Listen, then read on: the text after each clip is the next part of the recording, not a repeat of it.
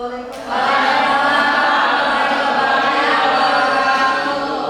kami di sini bertiga akan menyampaikan hasil dari pelatihan kami bertiga tentang pendekatan pembelajaran mendalam yang telah kami lakukan. Di sini kami hanya membagikan apa yang diberikan di sana. Selanjutnya yang pertama nanti yang akan memaparkan tentang itu nanti ada Bu Hani. Oke, di sini ada yang namanya pola pikir. Setiap orang pasti kan mempunyai pola pikir yang berbeda-beda ya kan ya. Maka dari itu ada yang dibilang positive thinking sama yang negative thinking. Kita kebanyakan ketika ada siswa yang datang telat, mikirnya apa? Negatif. Contoh, pasti dia kabur. Pertama. Terus yang kedua, pasti dia pulangnya telat, pasti main game. Ya kan, nongkrong dulu, gak ada apa lagi kira-kira, begadang. Itu adalah pola pikir tumbuh. Artinya apa kalau bahasa Indonesianya? Negatifnya. Kita kebanyakan mikir negatif ke orang tersebut. Akan tetapi di pembelajaran mendalam ini intinya adalah kita harus berpositif thinking. Contoh, siswa itu gak datang tepat waktu karena mungkin membantu orang tuanya. Nah, tapi padahal kenyataannya tidak seperti itu. Itulah yang berat dalam pembelajaran mendalam. Bagaimana mindset kita yang diubah awalnya negatif menjadi positif, atau nama lainnya, nama kerennya mindset growth. Jadi berpikir yang lebih berkembang lagi. Itulah yang membedakan. Contoh, ini anak datang gak bawa buku, ini pasti sengaja ngumpulin tugas. Terus apa lagi kira-kira yang ada di mindset ibu-ibu sama bapak-bapak? Males. Terus apa lagi? Satu buku buat semua pelajaran. Nah, itulah yang disebut dengan pola pikir tetap atau nama lainnya PPT. Oke, PPT artinya pola pikir tetap. Next, berikutnya ada yang namanya pola pikir bertumbuh. PPB, pola pikir bertumbuh. Itulah yang disebut dengan mindset growth, atau kita bisa berpikir secara mendalam.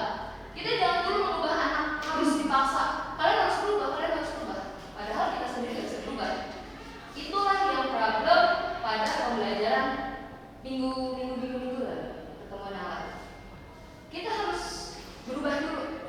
Bagaimana kita harus berpikirnya, baru bisa membuat sesuatu yang lebih baru lagi, yaitu namanya pembelajaran mendalam. Atau ada nama lainnya, kita kan banyaknya terfokus ke administrasi, ya kan?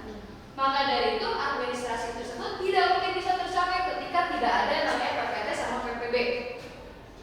PPT itu zaman dulu kita dipaksa anak harus bisa ini. Padahal ketika pola pikir bertumbuh, anak itu sebenarnya mempunyai kelebihan yang berbeda. Muncullah yang namanya sekarang ada yang TKA.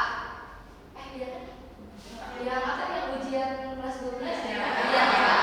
Itulah anak bisa milih. Oh, saya lebih prefer ke bahasa Indonesia, pilih. Misalnya, oh saya lebih suka ke ekonomi, pilih ekonomi. Padahal jurusannya kesehatan. Seperti itu. Oke. Dan selanjutnya juga ada yang namanya, silakan ketika suara PPT dan suara PPB itu bagaimana sih? Persilahkan. Lanjutkan ya dari Ibu Hani tentang suara PPT dan PPB. Tadi kan berarti PPT itu pola pikirnya itu masih tetap, sedangkan di pendekatan pembelajaran mendalam ini kita akan berubah menjadi suara PPB itu tadi apa? Dari sini ada contoh suara hati gitu ya, suara sehingga kita masih berpikiran tentang PPT. Contohnya yang tadi kalau kita berpikiran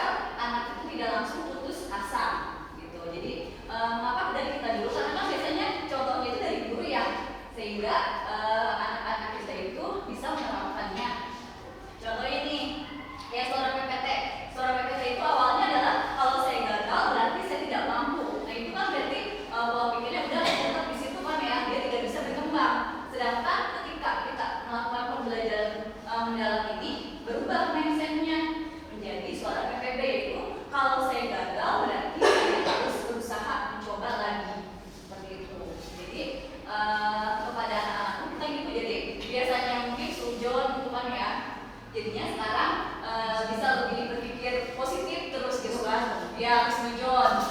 Misalnya ada anak misalnya yang biasanya kan ada kasus yang suka apa gitu ya, tidak pernah masuk. Nah kita berarti jangan berpikir, oh ini anak males gitu ya, tapi lebih berpikir positif. Mungkin anak ini di sana mempunyai masalah atau apa gitu kan, jadi harus berpikirnya yang positif. Dan sekarang kita harus benar-benar berpikir positif supaya kita berkembang gitu ya. Oke.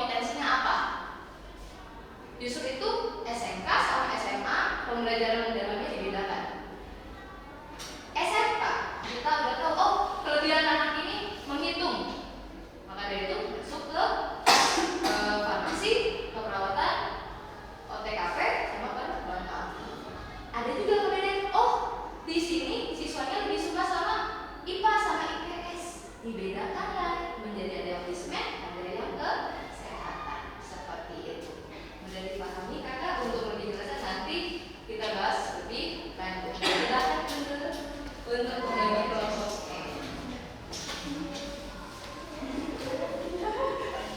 Baik teman-teman, tadi sudah dijelaskan ya kurang lebihnya tentang pembelajaran mendalam ya, dari 1, 2, 3, 4 kerangka pembelajaran mendalam. Nah sekarang kita aplikasikan bagaimana sih pembelajaran mendalam itu sendiri.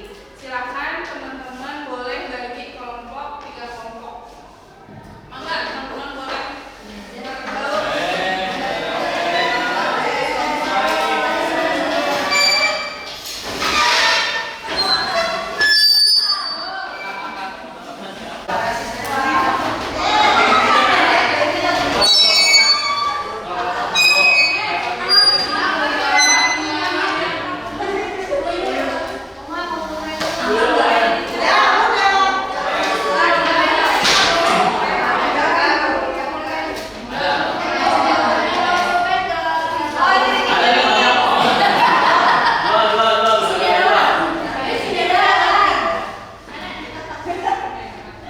Baik Bapak Ibu, di situ Bapak Ibu bisa lihat perencanaan pembelajaran mendalam.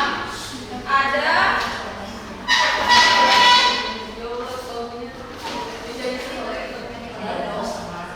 nah, di situ rencana pelaksanaan pembelajaran mendalam. Bapak Ibu bisa dilihat ada desain pembelajaran, ringkasannya. Misalnya diidentifikasi muridnya, materi pembelajaran yang akan diberikan, sama DPL, dimensi profil lulusannya. Yang tadi dimensi profil lulusan itu kan terdiri dari ini keimanan, kewarganegaraan, kewargaan. Nah ini adalah dimensi profil lulusan. Oke, di sini kan ini ada struktur untuk yang namanya rencana pembelajaran. Next, untuk selanjutnya inilah strukturnya. Ada yang namanya identifikasi, ada yang disebut dengan desain pembelajaran. Next, ada berikutnya pengalaman belajar, dan terakhir adalah assessment-nya. Itu adalah poin-poinnya untuk di namanya rencana pelaksanaan pembelajaran mendalam. Di identifikasi itu ada murid, materi pelajaran, dan DPL. Murid itu apa sih? Contoh, saya ambil izin ambil bagian materinya Bu Novi atau yang buyul-buyul panas. Buli-buli ya. Nah, buli-buli panas. Contoh, buli-buli panas. Atau nama lainnya yang biasa kita tahu tuh kompres. Ada kompres panas.